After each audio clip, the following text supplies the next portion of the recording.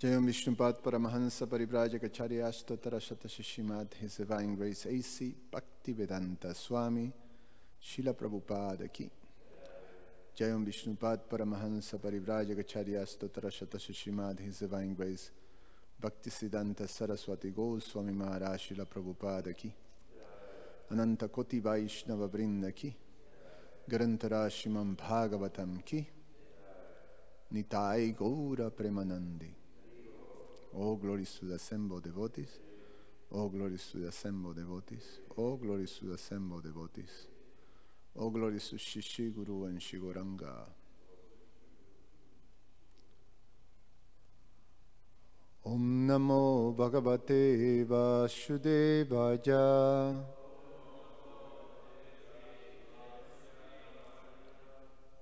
Om Namo Bhagavate Vasudevaya.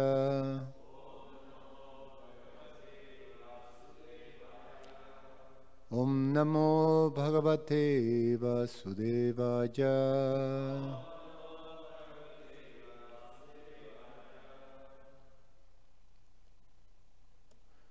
We're reading from Srimad Bhagavatam, Canto 10, Chapter 1, text number 49 and 50, entitled The Advent of Lord Krishna Introduction. If I can get into the computer, just give me a second.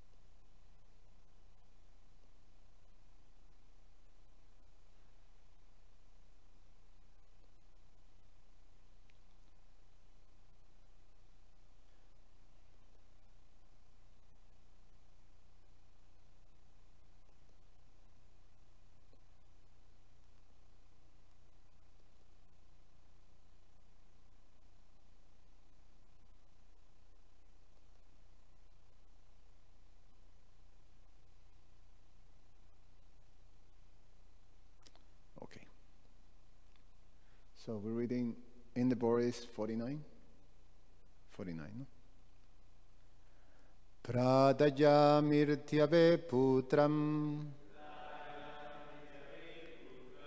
mochaje kripanan imam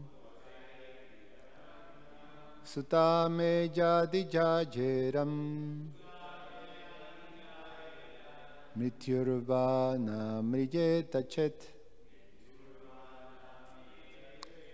Pradaja mrityave putram muchaje kripanam imam sutame jadi jajeram mrityurvana mrijeta chet Pradaja mrityave putram Mochaje kripanan imam Sutame jadi jajeram Mrityurvana mrijeta chet. Please chant.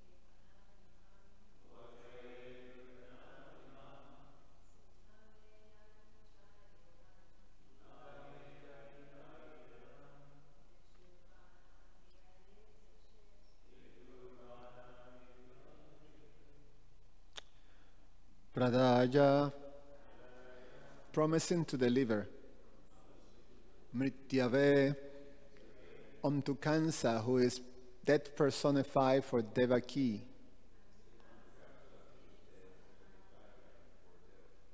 Putram, my sons, Mochaye, I am releasing her from imminent danger.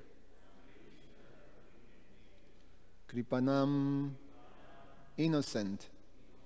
Imam, Devaki, Sutaha, sons, me, my, yadi, whether, yayeram, should take birth, mrityuhu, kamsa, va, or, na, not, mriyeta, should die, shet, if, viparyayaha, just the opposite, va, or, kim, whether, na, not, syat, it made happen, ngatihi, the movement, dhatuhu, of providence, duratyaya, very difficult to understand,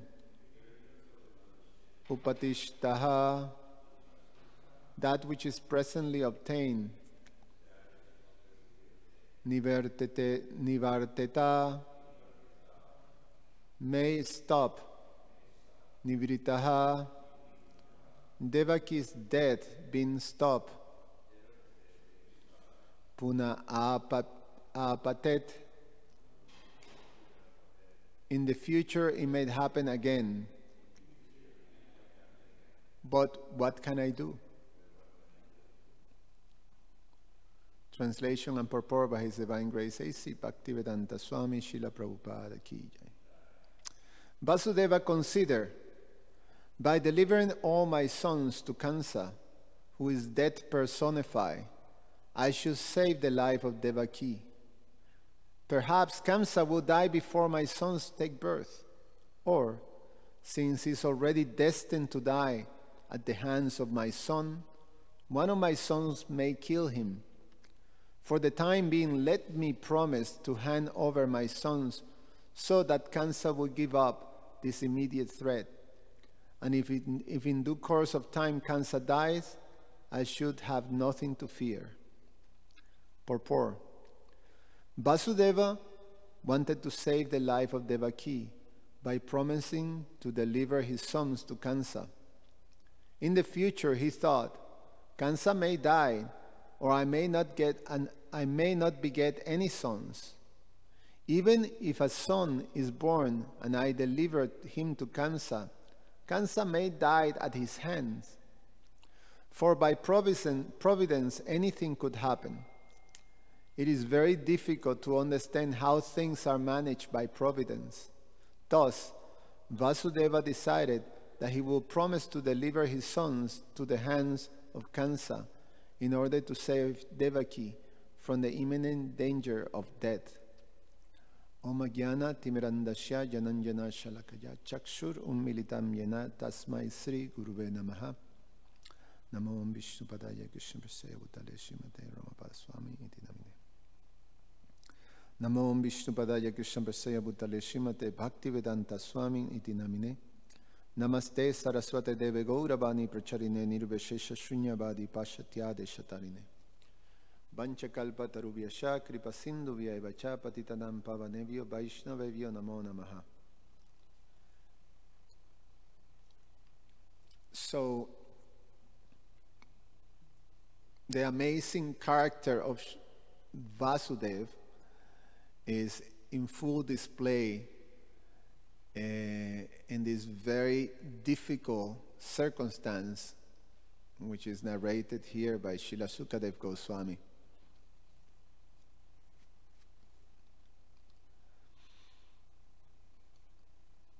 It is explained that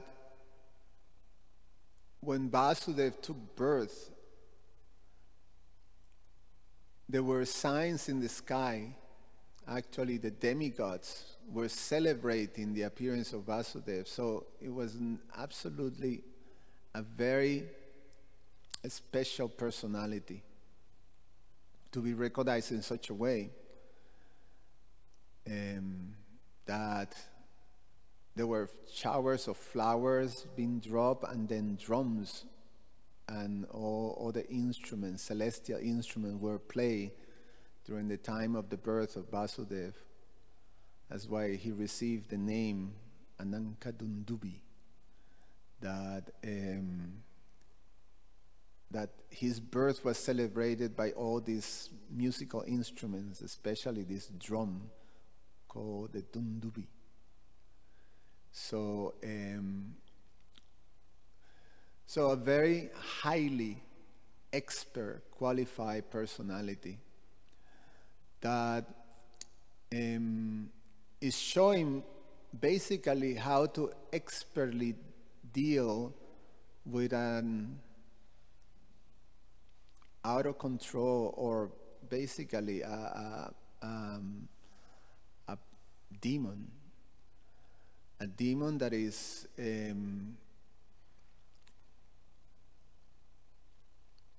sort of absorbed and intoxicated by power. And so the way he was able to, on the spot, deal with cancer is very remarkable. And he have to think very quick, and he have to react to cancer.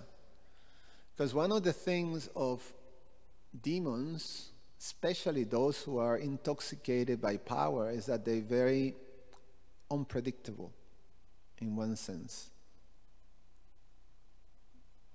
That's one of the qualities that has been highlighted in our present leader in this country. That guy is very unpredictable. You don't know what's going to happen, how he's going to deal with other unpredictable, crazy, leaders. Like, for example, there's a very crazy leader somewhere in Asia, in a country called North Korea. So this fellow is remarkably unpredictable and a bit, just to say it in a nice word, crazy. To the point that some of the things that he does to deal with problems that are obstacles in his control is that he just throw, some close associate into some, like hungry dogs to be sort of killed. So he killed like that, apparently. There was an instant that say, who knows how truth is this? It's so bizarre.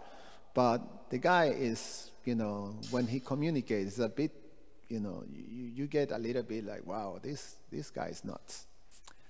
Apparently, he sent some guy to death by shooting a missile into the guy.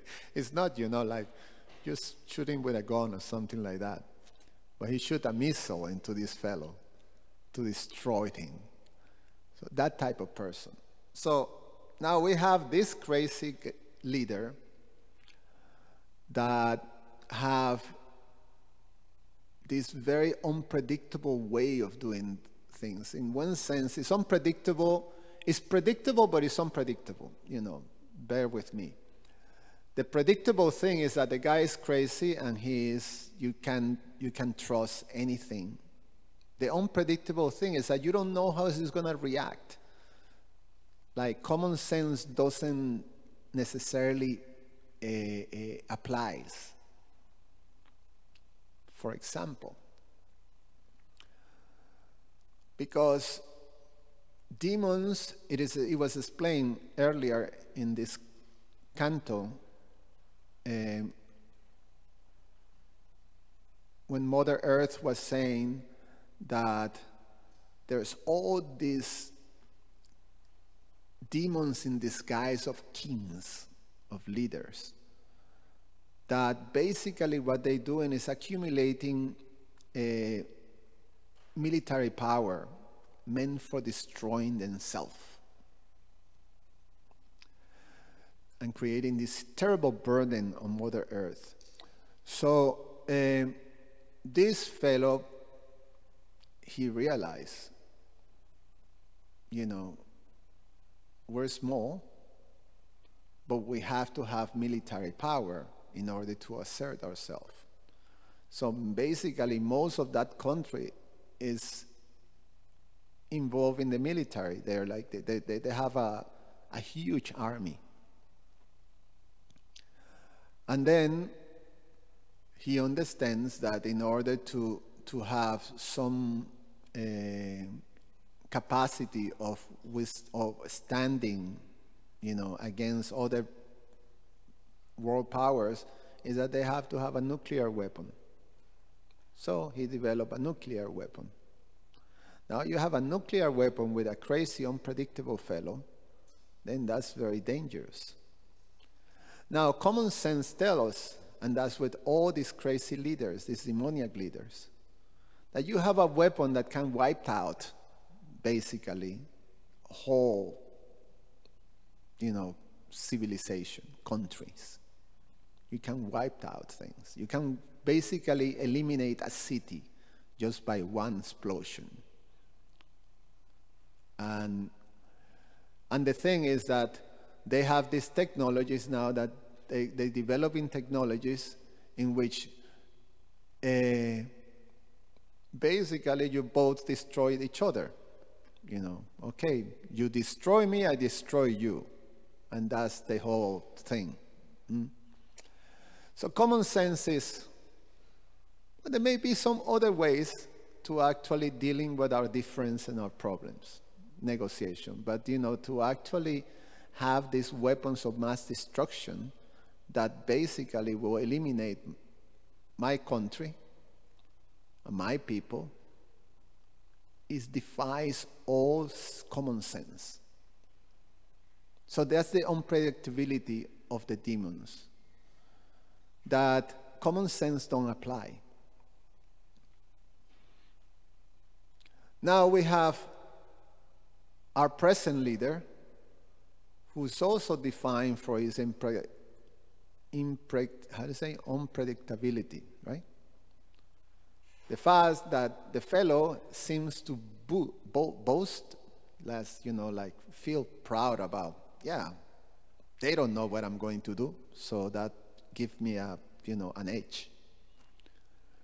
But people that have some common sense are getting a bit nervous about this guy, because instead, when this other crazy fellow start to do all kind of crazy things with nuclear weapons, throw nuclear weapons here and there and showing this and that they can actually reach with a nuclear weapon cities here in the US, and showing, I'm a nuclear power person. This guy, the way he deals with it is like, I'm a bigger nuclear power guy and I'm going to wipe you out, little rocket man. He called him like that, right? And then this other guy gets even more angry and say, I'm going to wipe you. So then these two bullies, crazy fellows, are sort of like inducing each other to press the button, And then people are a little nervous around the world, cool it off, basically. But it's unpredictable. Very, very different to a person who is expert, Dhira, who is sober. Vasudeva means, someone who is situated in a platform of pure goodness. And so, very sober mind who can actually expertly, on the spot, being able to determine what is the right thing to do. How is the right way to approach? And of course, that gives us a perfect example of how to deal with a demon. It's not diplomacy, because diplomacy is devious. Diplomacy is like, I'm gonna stab you, but I'm with a smile and saying, we're all right, but we're not all right. And everybody knows, they both know, they don't trust each other. So diplomacy, this is not diplomacy. This is just understanding the right way of communicating for actually the benefit of all, including the demon itself. And that was Vasudeva's position. And he's right, on the spot, sort of first, okay, here's the situation. All of a sudden, this voice in the sky, and then brings out the demon on this guy, on Kamsa.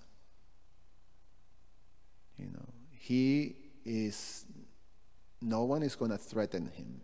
And whatever is going to be something on his path that becomes an obstacle, he's going to destroy it.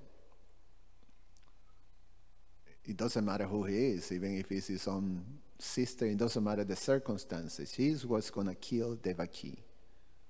And Vasudeva have to immediately react. And you see, just picture the whole thing. Kamsa, you're a fool. The 8th son of Devaki is going to kill you. Grab Devaki by the hair, pull off his swords, and this is just like zoop. It's not like ta-dang, and things get, next chapter, next day, the next whatever, So you have to wait till the next day to see what happens, It's immediate like that. It's, it's an action. So Vasudeva have to react, and have to react in such a way that it stopped the threat. So that was his goal. That's pretty loud. To stop the threat. So, a little distracting too. Especially when you're making a class on the fly.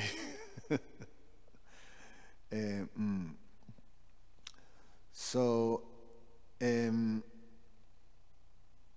he have to react. And first he start by just trying to bring some common sense, the cultural thing. Now, at that time, Vedic culture was part of the culture. It was known, these things. The transmigration of the soul, it was something that it was perfectly acceptable. Just like Big Bang here in modern days. Well, back then was transmigration of the soul, karma. All these concepts were just part of society, the mainstream. So it's trying to bring, here's the culture. Here's, remember, this is what you learn in school. You're not the body, you're passing through this, and then there's karma and your next life and things like that.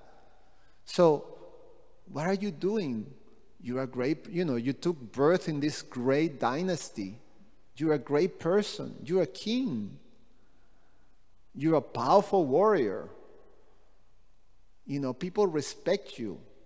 You command respect. You're a Kshatriya. So, what is this?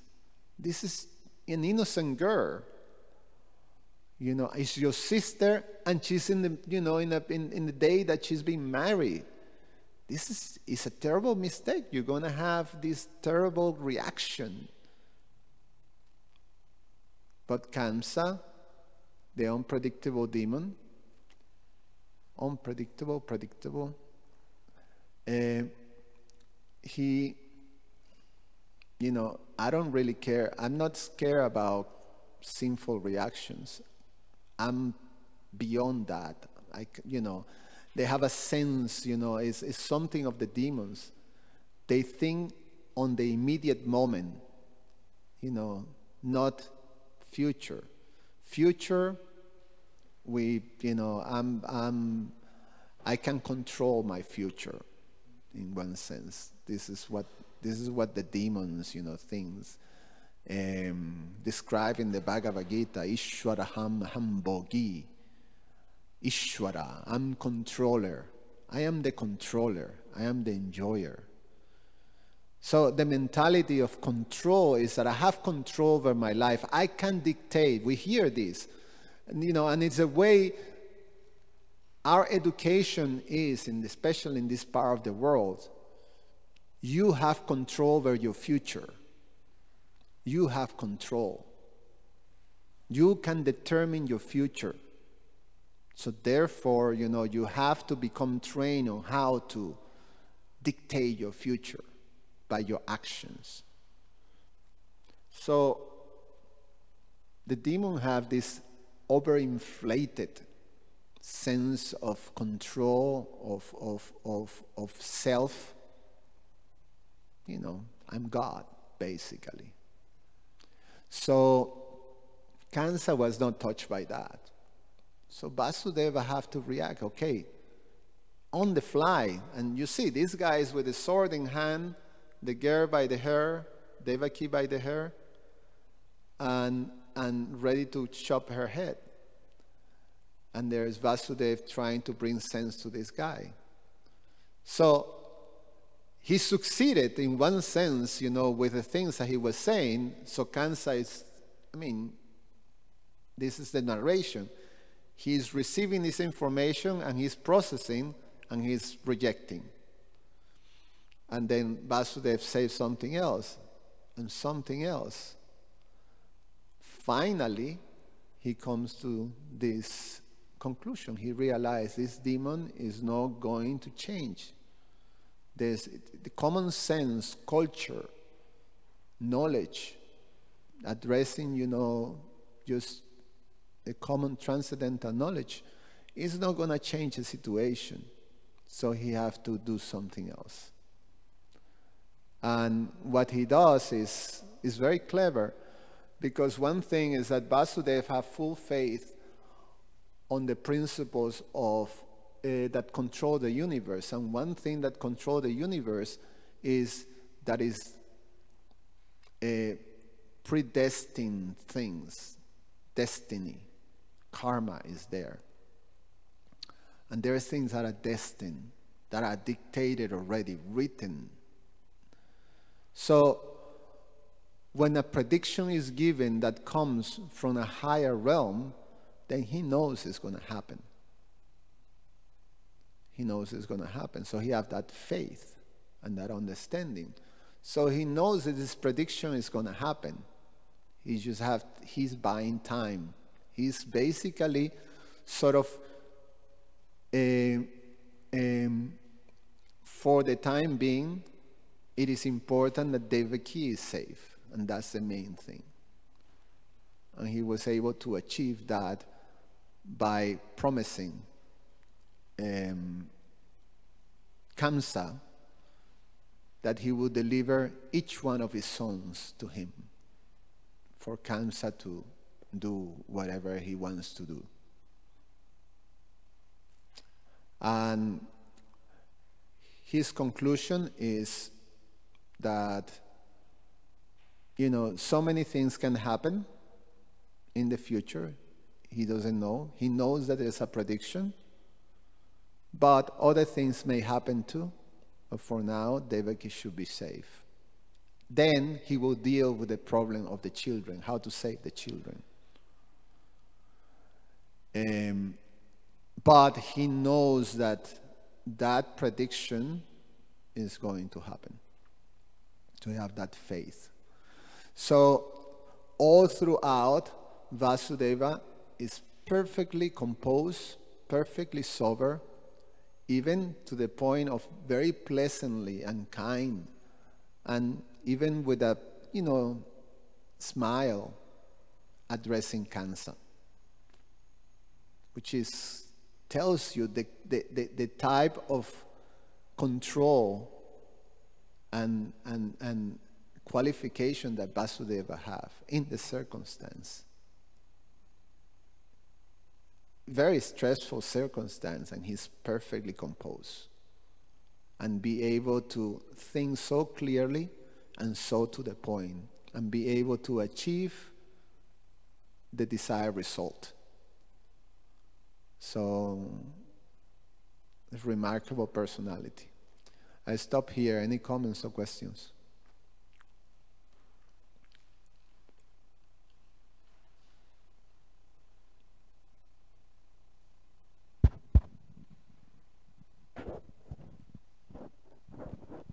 Hare Krishna, Prabhu. Jai, Prabhu. Thank you for your class.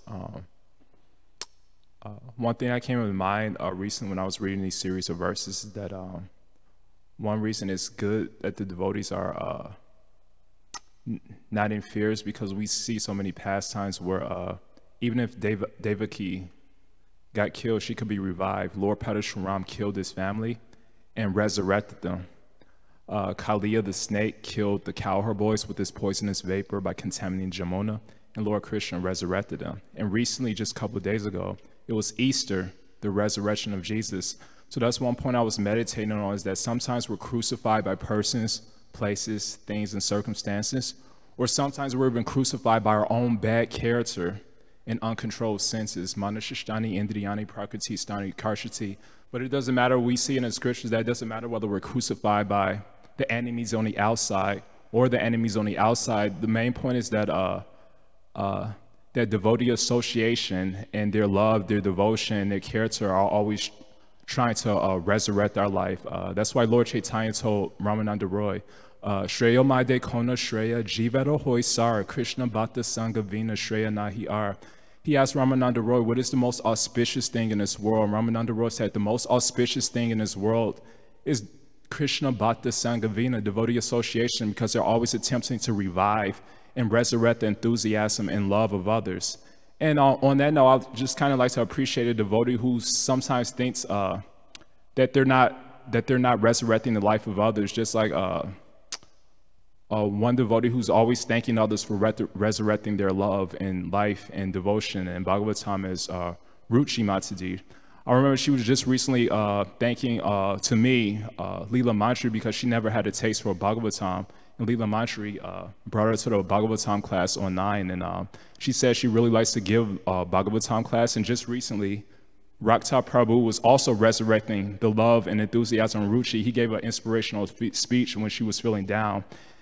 And one thing I told her is that the reason me and her started association, because she resurrected the enthusiasm in my life, because I wasn't about a couple years ago or a year and a half ago, I didn't come to the temple for 2 weeks. I felt crucified by life. I was feeling depressed. I came back after 2 weeks, and she asked me, where are you? Where have you been? I appreciate your comments and questions in class.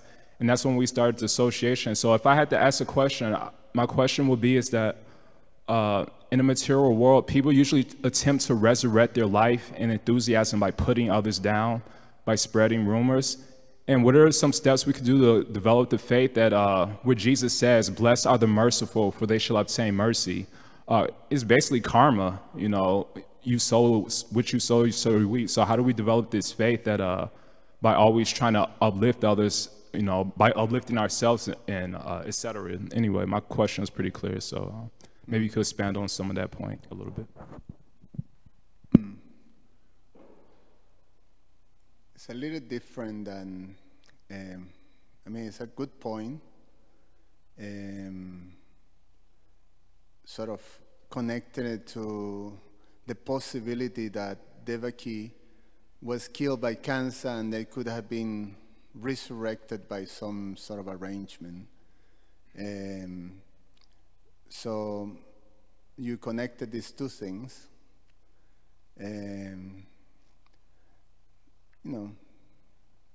Besides that, just dealing with the the desire of the devotees to uplift, to help others. And as devotees, is something that naturally, it becomes, it almost, as we take the process of devotional service, is something that naturally develops empathy and the desire to serve. You know, that start to sort of being part of as we devotees, you know, go through the path of devotional service, and that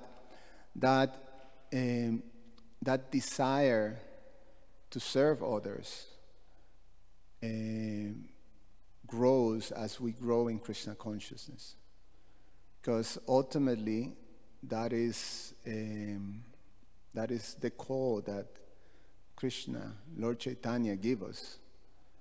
You know, they want everybody to become uplifted, and then we have great examples that are in that regard, that are ready to sacrifice themselves for the upliftment of society. You know, we have Vasudev Datta, right? We have Prahlad Maharaj. Their prayers are glorified. We have Lord Jesus, Srila Prabhupada quotes like that. Hold on. And then, so it's a natural thing that is there, that we want to serve, we want to help, we want to be helpful to others. As we mature, we can understand that how to properly help. Sometimes when our consciousness is not mature enough to understand how can we help, sometimes, you know, our desire to help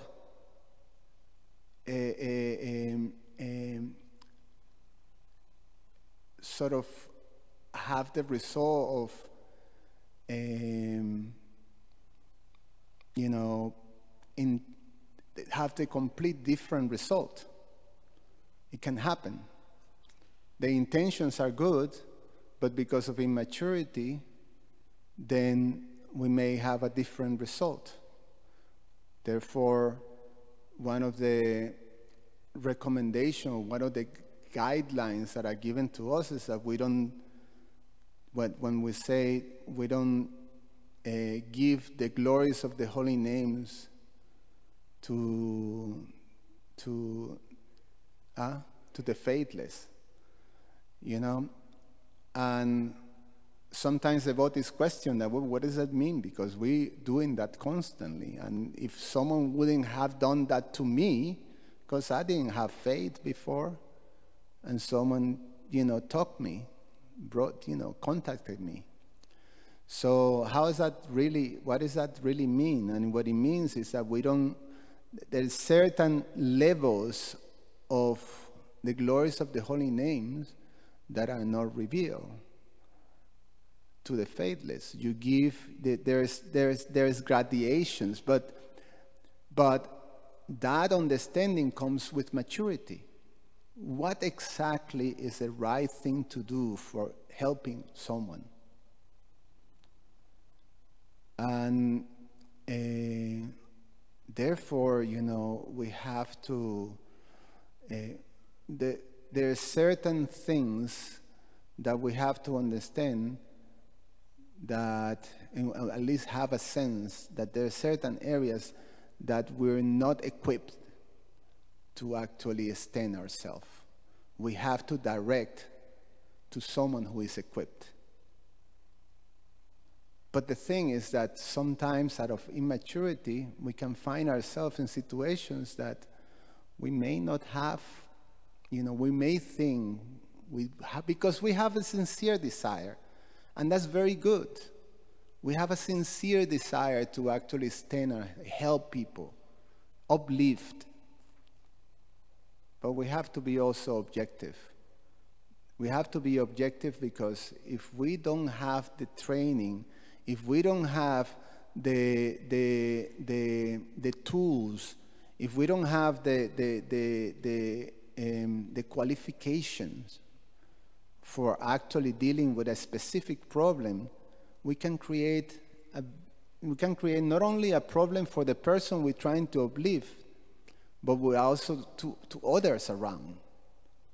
So those are things that we have to consider. I'm not saying specifically, not necessarily,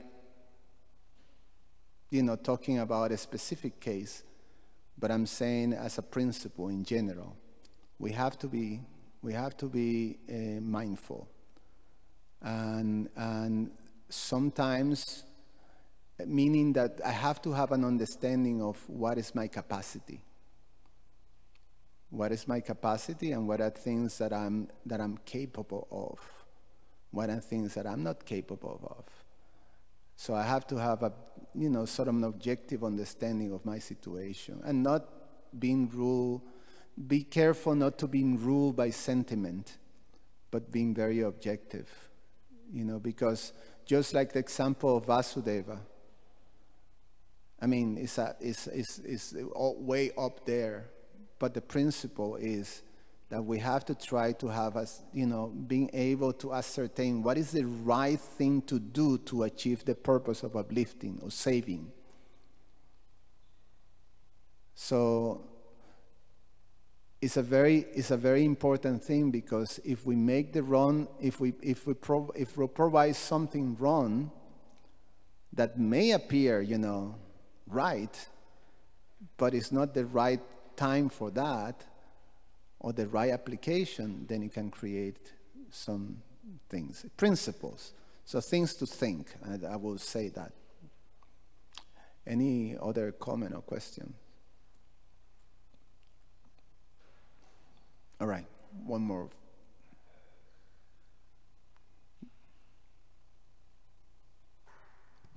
Thank you for the answer. I really appreciate that. But maybe you could further elaborate about if we're not properly equipped. That's very logical, very natural. But you were also mentioning in your class that Kamsa, he had the mentality that, and they teach us in school that you're in control of your destiny. Basically we try to become God, we're the controller. And so we hear that we're not the controller. In chapter 2 of the Gita, many verses, many other places, but 2:48, Krishna says, become detached from success and failure and the results, because you're not in control. I'm in control. Just like Hiranyakashipu tried to kill Prahlad. He thought he was the controller, but he gained the realization that I'm not. So even if the tendency to try to, let's say, uplift others, in the end, we're not really uplifting others, and we're not even hurting others unless Krishna gives that Shakti. Kali Kaleta Dharma Krishna Nama Sankirtan Krishna Shakti Vina Nahetara Pravartana. Unless Krishna gives us the Shakti to uplift someone or to hurt someone, then we're not really able to do either. So what are some steps we could take towards giving up this mentality that we're the doers? Because Rupa Goswami says, Anya Abhilashita Shuna Gyana Karmani Anamritam Anukumlena Krishna Anushilana Bhatter Uttama. That pure bhakti means to have the proper intentions. And you never go on when you have the proper intentions, even if you have may take a step toward helping others, and that intention could potentially hurt them. Unless Krishna gives them the Shakti to hurt them, then we're actually powerless. So how important is it to have the proper intentions, the proper mentality? Because a lot of times we don't have the proper mentality towards devotees. Even if we have the proper respect on the outside, we may not have the proper respect on the inside. So how important more is to have the proper intentions and lead the results to Krishna, because we can't hurt anyone or uplift anyone without Krishna's mercy. So I'm not sure if you kind of understood that question. When that says that Krishna empowers us, is to actually deliver Krishna consciousness. But when it comes to, we making a big mess, Krishna have nothing to do with that. That's all in us, and at times it happens that out of immaturity, in the name of service, big things are made, that cause great distress to many. It can destroy the life of devotees. We have seen that even in our, history, in our sampradaya. There are situations, even in modern times, in which, some misunderstandings, immaturity, cause tremendous havoc. Krishna is not responsible. That's our responsibility. We're making wrong choices. We doing. Prabhupada even puts it in a more graphic way. He say, you don't blame Krishna for your, I don't remember if he used the word stupidity, but some hard term. So we have to be very mindful. That's the point. We have to, just like the example of Vasudeva, we have to try to keep a sober approach to things and understand what's the right thing to do, meaning that if this is a bit, I'm not being ruled by sentiment. The idea of being good, the idea of, doing all these nice things, but actually, being able to see that, can I do it? And if I cannot do it, because some things are very deep, that is beyond my capacity, I have to be able to, direct, do this, take this help. There's people that are trained, type of thing. So it's important because we can cause a lot of havoc. Each one of us, by our choices, can affect not only ourselves, but also others. And then we have to take responsibility for that. Especially if we're representing Prabhupada's movement. We have to be very careful, very mindful. And I think just as a principle, it's not necessary that, we put anyone and externally dress them as devotees and putting, beads in their hands and, making it part of a community of Vaishnavas and taking it like that means that it's the right thing at the moment if the person is not ready. Because what happens when we do that is that we see it over and over, that you can create a situation in which the person commits terrible offenses. And if the person commits offenses, their possibility of connecting to Krishna becomes destroyed. So it's better to do things as, we have to uplift, but, try first do this, then after that you do this, and like that.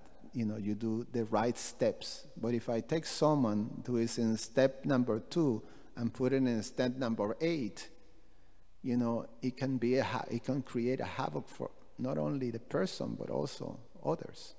So we have to be mindful. We have to be mindful always about our desire to serve. I end here, if it's all right. Thank you. Garantara Srimad Bhagavatam ki jai.